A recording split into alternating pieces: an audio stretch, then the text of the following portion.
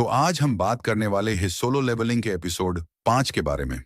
अभी तक जिसने मेरे चैनल को सब्सक्राइब नहीं किया, चैनल को सब्सक्राइब कर दें, वीडियो को लाइक और शेयर कर दें। एपिसोड के शुरुआत में हम देखते हैं वो बड़े बाले मूर्ति अपना पांव से एक भंडे को कूचल देता है। ये सब देखने के बाद सब लोग डर जाते हैं और इधर उधर भागने लगते हैं। तब वो बड़ा बाला मूर्ति कुछ लोगों को कूचल के मार देता है। उसमें मिस्टर बाग भी होता है। मिस्टर बाग के मरने के बाद वो सारे लोग बहुत ज्यादा घबरा जाते हैं। जिन्हों कहता है, हम इसकी प्रेस कैसे करें? ये तो कोई गार्ड नहीं बल्कि एक डेवल है। जिन्हों कहता है, दोनों ही तरफ मौत है, पीछे हमारे ये बड़ा सा स्टैचू है, जबकि सामने वो स्टैचू है जो गार्ड के तौर पर है। जैसे ही हम लोग उन स्टैचू के करीब जाते हैं, वो हम पर अटैक करते हैं, और अगर हम सेंटर में रहते हैं तो ये बड़ा स्टैचू हम पर पैर रख देगा। वो उन सारे स्टैचू की तरफ देखकर कहता है, किसी के पास कुल्हाड़ी, किसी के पास एरो है और किसी के पास तलवार। और वो चिल्ला के कहता है, जल्दी से भागकर उन इंस्ट्रूमेंट्स वाले स्टैचू के पास चले जाओ। मिस्टर सॉन्ग भागते हुए एक इंस्ट्रूमेंट वाले स्टैचू के पास चले जाते हैं। वो जैसे ही उसके सामने जाकर रुकते हैं, वो स्टैचू उस इंस्ट्रूमेंट को बजाना शुरू कर देता है।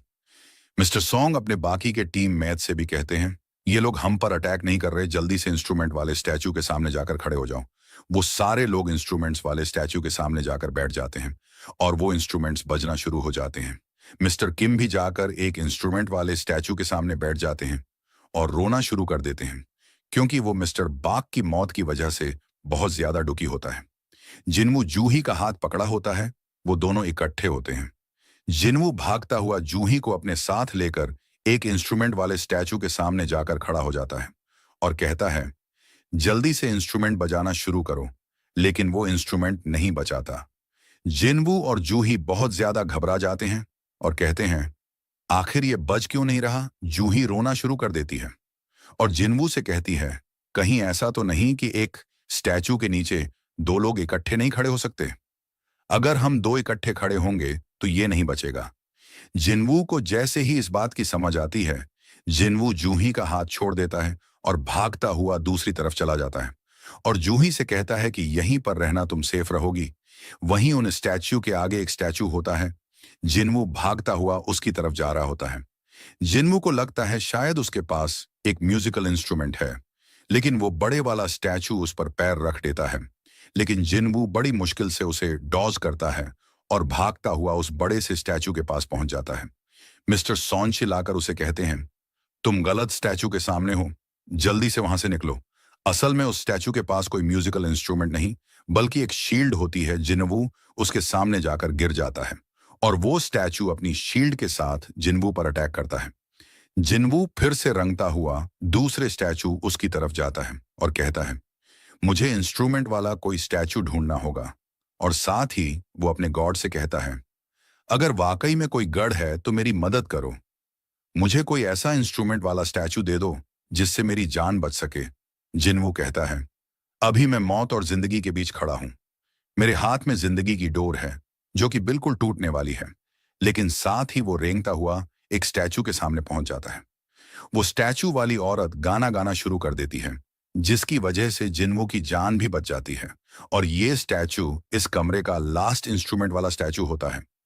उन सारे स्टैचू के गाना गाने के बाद उनकी दूसरी कमांडमेंट पूरी हो जाती है और वो बड़ा बोला स्टैचू वहीं पर रुक जाता है। जूही भागती हुई जिन्वू के पास आती है और उसे पूछती है, क्या तुम ठीक हो? लेकिन जैसे ही जूही उसके करीब आती है, वो अपने मुंह पर हाथ रखकर रोना शुरू कर देती है, क्योंकि लास्ट शील्ड के अटैक की वजह से जिन्वू का एक पांव कटकर अलग हो जाता है। जूही वहीं पर खड़ी रोना शुरू कर देती है। जूही जल्दी से उसकी कटी हुई टांग के पास बैठ जाती है और उसे अपनी मैजिकल पावर से हील करने की कोशिश करती है। जिन्वू जूही से कहता है, तुम्हें यह सब करने की जरूरत नहीं, तुम मुझे हील नहीं कर पाओगी। जूही उसे कहती है, आराम से बैठे रहो, मुझे कोशिश करने दो। जूही अपनी बहुत ज्यादा मैजिकल पावर इस्तेमाल कर लेती है, जिसकी वजह से उसके नाक और मुंह से भी खून बहना शुरू हो जाता है। मिस्टर सॉन्ग और बाकी के हंटर्स जूही के लिए परेशान होते हैं और कहते हैं, क्या यह बिल्कुल ठीक है? और हमें इस बात की खुशी है कि जिन्वू भी बच गया। मिस्टर किम कहते हैं, हम लोग यहाँ पर 17 लोग आए थे और हम में से सिर्फ 6 लोग जिंदा बचे हैं और उनमें से दो बहुत ज्यादा जहमी हैं। मिस्टर सॉन्ग का हाथ कट गया है और मिस्टर जिनवू की टांग कट गई है। मिस्टर किम मिस्टर सॉन्ग से कहते हैं, ये तो बहुत बुरा हुआ कि आपका हाथ कट गया, लेकिन यह सब कुछ आपकी गलती की वजह से हुआ। टीम लीडर के तौर पर आपने गलत फैसला किया। हम सबको यहां पर लेकर आए, यहां से बाहर निकलते ही आपको सजा दी जाएगी। उसी वक्त वो बड़ा स्टैचू फिर से हिलना शुरू हो जाता है और अपने हाथ को हिलाता है। वो अपने हाथ का इशारा करते हुए जमीन में से दो पत्थर निकालता है। असल में वो पत्थर सैक्रिफाइस के लिए एक टेबल होता है, जिसे अल्टर भी कहते हैं। सारे हंटर्स ये देखकर बहुत ज्यादा हैरान हो जाते हैं और कहते हैं, अब हमें क्या करना होगा? मिस्टर किम कहते हैं, आखिर इस सब का क्या मतलब है? जिनवू उनसे कहता है, ये एक अल्टर है, हमें यहां पर अपना सैक्रिफाइस रखना होगा। वो लोग जिनवू से पूछते हैं, अब सैक्रिफाइस का क्या मतलब है? वो उन्हें बताता है, पुराने वक्त में ऐसे ही किया करते थे। पत्थर के ऊपर अपने सैक्रिफाइस पेश किए जाते थे, जो कि गॉड्स के लिए होते थे। वहां पर या तो अपना ब्लड दिया जाता था, या फिर जानवरों की बलि चढ़ाई जाती थी, या फिर कुंवारी लड़कियों की। और इस डंजन की तीसरी कमांडमेंट यही थी कि अपनी फेथ को साबित करो। जिनवू उनसे कहता है, ये हमारा लास्ट स्टेप है, अगर हम लोगों ने इसे पार कर लिया तो हम लोग यहां से बाहर जा पाएंगे। मिस्टर किम जल्दी से अपनी तलवार निकाल लेते हैं और कहते हैं, चाहे मैं कितना ही बेवकूफ क्यों ना हूं, लेकिन मुझे समझ आ रही है यहां पर क्या चल रहा है। मिस्टर किम मिस्टर सॉन्ग से कहते हैं, मुझे लगता है शायद हमें यहां पर किसी की बलि चढ़ाना होगा। साथ ही वो अपनी तलवार मिस्टर सॉन्ग के गले पर रख लेता है और कहता है, यह सब कुछ आपकी वजह से हुआ है और मुझे लगता है यहां पर सिर्फ आप ही की बलि चढ़ाने चाहिए। आपके गलत फैसले की वजह से मेरा दोस्त मिस्टर बाक मारा गया। उसकी बीवी प्रेग्नेंट थी। वो अपनी फैमिली के लिए यहां पर आया था, जबकि 10 और हंटर भी मारे गए। तुम हमारे टीम लीडर हो, तुम्हें हम सब की जिम्मेदारी लेना होगा। अब जल्दी करो और इसको साबित करो। जिनवू मिस्टर कीम से कहता है, आप ये बिल्कुल भी ठीक नहीं कर रहे मिस्टर कीम। उसे कहते हैं, तुम अपनी बकवास बंद करो, मुझे यहां पर मरना नहीं है। मिस्टर सॉन्ग किम से कहते हैं, तुम बिल्कुल ठीक कह रहे हो, मुझे तुम सबकी जिम्मेदारी लेना होगा। अपनी तलवार को हटा लो, मैं अपनी मर्जी से यह सब कुछ करना चाहूंगा। मैं तुम लोगों के लिए अपनी बलि जरूर दूंगा। जिनवू चिल्लाकर उनसे कहता है, लेकिन यह मिस्टर सॉन्ग की गलती कैसे हो सकती है? हम सब लोगों ने वोट दिया था, उसी के बाद हम लोग यहां पर आए हैं। मिस्टर सॉन्ग चलते हुए सीधे उस पत्थर के पास चले जाते हैं। जैसे ही वो उस पत्थर के पास जाकर खड़े होते हैं, उनके वहां पर जाने से एक रेड फायर जलती है। मिस्टर किम कहते हैं, अब क्या होने वाला है? मिस्टर सॉन्ग जिनवू से कहते हैं, मैं यहां पर आ गया, अब मुझे क्या करना होगा? जिनवू सोचना शुरू कर देता है और कहता है, इसके वहां पर जाने से एक रेड फ्लेम जली है। इसका मतलब क्या है? क्या इसे सैक्रिफाइस नहीं चाहिए? साथ ही वो बाकी हंटर्स से कहता है, क्या कोई मेरी मदद करेगा? मुझे भी उस अल्टर पर जाना है। दो हंटर्स आगे बढ़ते हैं और जिनवू को पकड़ लेते हैं और उसे उठाते हुए सहारा देते हैं और कहते हैं, तुम्हारा मतलब क्या है? जिनवू उनसे कहता है, मुझे भी वहां पर लेकर जाओ, मुझे लगता है कि हमें वहां पर कोई नुकसान नहीं होगा। जैसे ही वो तीनों लोग उस अल्टर पर पहुंचते हैं, वहां पर 3 और फायर्स जल जाती हैं। जिनवू आते ही मिस्टर सॉन्ग से कहता है, अगर हम लोग यहीं अल्टर पर खड़े रहे तो क्या दूसरे लोग हमें बचाने के लिए आएंगे? मिस्टर सॉन्ग उसे कहते हैं, मुझे नहीं पता। वैसे भी इस डंजन के पोर्टल को ओपन हुए पूरा 1 हफ्ता हो चुका है, क्योंकि ये सिर्फ एक डी रैंक की डंजन है। इसलिए बहुत सारे हंटर्स यहां पर नहीं आना चाहते, क्योंकि यहां पर इतना ज्यादा फायदा नहीं होता। यहाँ के मॉन्स्टर्स कमजोर होते हैं। साथ ही जिनवू बैकग्राउंड स्टोरी बताता है कि जैसे ही हमारी दुनिया में एक पोर्टल ओपन होता है तो उसका 7 दिन का टाइम होता है। 7 दिन के बाद उसका दरवाजा मुकम्मल तौर पर खुल जाता है और वो मॉन्स्टर्स हमारी दुनिया में आ सकते हैं। हंटर्स की रेड्स का यही मकसद होता है कि हमें 7 दिन के अंदर अंदर उन सारे मॉन्स्टर्स को भी मारना है और उनके बॉस को भी मारना है, ताकि इसे पोर्टल को बंद किया जा सके। जैसे ही बॉस मर जाता है, पोर्टल बंद हो जाता है। जिनवू कहता है, अगर हमने इन मॉन्स्टर्स को यहां पर नहीं रोका तो इसका मतलब ये मॉन्स्टर्स हमारी दुनिया में बाहर चले जाएंगे। जिनवू जूही और किम से भी कहता है, तुम दोनों भी यहां पर आ जाओ। जिनवू उनसे कहता है, यहां पर हर शख्स के लिए एक रेड फ्लेम जल रही है। अगर हम लोग सारे यहां पर इकट्ठे नहीं होंगे तो हमारा ट्रायल शुरू नहीं होगा। मिस्टर किम और जूही भी वहां पर आ जाते हैं। जैसे ही वो लोग आकर वहां अल्टर पर खड़े होते हैं, उनके लिए भी 2 और फ्लेम्स जलती हैं।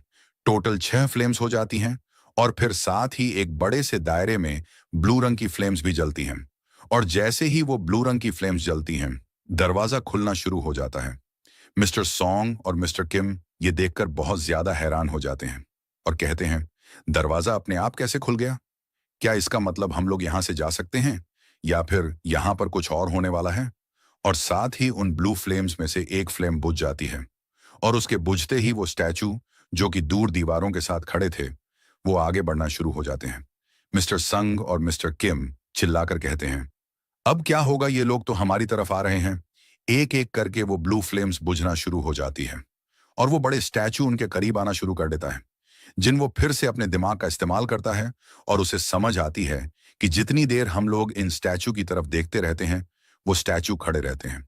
जैसे ही हम अपनी आंखें दूसरी तरफ करते हैं, वो आगे की तरफ मूव करते हैं। जिन वो जूही से कहता है, जल्दी से अपनी आंखें खोलो। तुम आंखें बंद करती हो तो वो आगे बढ़ते हैं। मिस्टर किम उसे कहते हैं, क्या तुम ऐसा कहना चाहते हो तो बचपन में जो हम गेम खेला करते थे कि जैसे ही हम अपनी आंखें बंद करेंगे तो प्लेयर आगे बढ़ जाएगा? इसका मतलब हमें अपनी आंखें बंद नहीं करनी, हमें सिर्फ इन स्टैचू उसकी तरफ देखते रहना है। वो स्टैचू जैसे ही उनके करीब बढ़ रहे होते हैं, उनमें से एक हंटर लड़की चिल्लाते हुए वहां से भागना शुरू कर देती है और दरवाजे की तरफ जाती है। जैसे ही वो लड़की अल्टर को छोड़ती है, उसके नाम की फ्लेम बुझ जाती है, लेकिन वो लड़की भागती हुई दरवाजे से बाहर चली जाती है। मिस्टर किम बहुत ज्यादा हैरान हो जाते हैं और कहते हैं, इससे तो कुछ भी नहीं हुआ, ये तो यहां से बाहर चली गई। मिस्टर सोंग भी कहते हैं, ये कैसे हो गया? वो तो दरवाजे से जिंदा बाहर चली गई।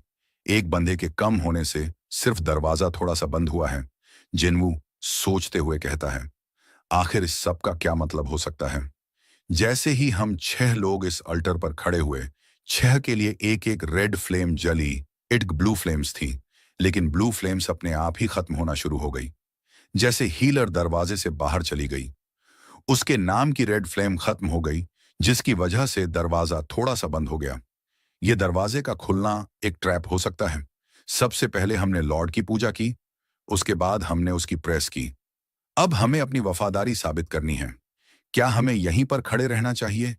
क्या इसी तरह इसकी वफादारी साबित होगी? अगर हम गेट से बाहर गए तो शायद हम लोग बाहर जाकर मर जाएं। जिनवू के साथ खड़ा दूसरा हंटर उसे कहता है, मुझे माफ कर देना, मैं और ज्यादा बर्दाश्त नहीं कर सकता। और वो जिनवू को पीछे की तरफ धक्का देते हुए वहां से भाग जाता है और वो वाला हंटर भी दरवाजे को पार कर जाता है और बाहर चला जाता है। उस हंटर के नाम की रेड फ्लेम भी बुझ जाती है, जिससे दरवाजा थोड़ा सा और क्लोज हो जाता है। जिनवू चलाकर मिस्टर कीम से कहता है, तुम लोग यहीं पर रहो। अगर हम में से और ज्यादा लोग यहां से गए तो हमारे पास इतनी आंखें नहीं बचें कि हम इन सारे स्टैचूज की तरफ देख सके। ये स्टैचू हमारे करीब पहुंच जाएंगे और हमें मार देंगे। मिस्टर सॉन्ग उससे कहते हैं, जिनवू एक्सप्लेन करो, तुम्हारी बात का क्या मतलब है? जिनवू उसे कहता है, मेरी बात का यह मतलब है कि हमें यहीं पर रहना है तब तक जब तक कि ये ब्लू फ्लेम्स अपने आप खत्म ना हो जाए। जैसे ब्लू फ्लेम खत्म हो जाएंगी, ये स्टैचू यहीं पर रुक जाएंगे और हम लोग बाहर जा पाएंगे। मुझे लगता है ये ब्लू फ्लेम्स टाइमर की तरह काम कर रही हैं, मिस्टर किम जिनवू से कहते हैं। लेकिन मुझे ऐसा लग रहा है जैसे इन ब्लू फ्लेम्स का ताल्लुक दरवाजे के बंद होने से है। अगर ये सारी ब्लू फ्लेम्स बुझ जाएंगी तो दरवाजा मुकम्मल तौर पर बंद हो जाएगा और हम लोग बाहर नहीं जा पाएंगे। मिस्टर किम उसे कहते हैं, वैसे मुझे कभी नहीं लगा था कि तुम जैसा ई रैंक का लड़का भी हमारी इतनी ज्यादा मदद कर सकेगा। तुम्हारा बहुत बहुत शुक्रिया। तुमने अभी तक मेरी जान बचाकर रखी। मैंने हमेशा तुम्हारा मजाक उड़ाया है, तुम्हें कमजोर समझा है और मैं अपने इस बिहेवियर पर बहुत ज्यादा शर्मिंदा हूं। यहाँ पर बहुत सारे लोग आए जिनमें से बहुत सारे मर चुके हैं और जितने भी जिंदा हैं वो सारे तुम्हारी वजह से हैं। और साथ ही मिस्टर किम रोना शुरू कर देते हैं और उसे कहते हैं, मेरी भी एक फैमिली है, मैं यहाँ पर मरना नहीं चाहता, मुझे जिंदा रहना है, मुझे माफ कर देना। मुझे नहीं लगता कि मैं यहाँ पर ज्यादा देर के लिए रुक सकता हूँ। मुझे वापस जाना है अपनी फैमिली के पास। और मिस्टर किम अल्टर को छोड़कर भागते हुए दरवाजे से बाहर चले जाते हैं और कहते हैं, मुझे माफ कर देना। जिन वो बहुत ज्यादा उदास हो जाता है और रोते हुए कहता है, तुम्हें माफ कर दूं, मुझे तो तुम्हारी बात पर हंसी आ रही है। तुम्हारे यहां से भाग जाने का मतलब यह है कि हम तीनों में से कोई भी यहां पर जिंदा नहीं बचेगा। जिन वो अपने सर पर हाथ रखकर उदास होकर वहीं पर बैठ जाता है और यहीं पर हमारी एपिसोड का एंड होता है। एक्सप्लेनेशन अच्छी लगी हो तो कमेंट करके जरूर बताएं चैनल को सब्सक्राइब कर दें, वीडियो को लाइक और शेयर कर दें।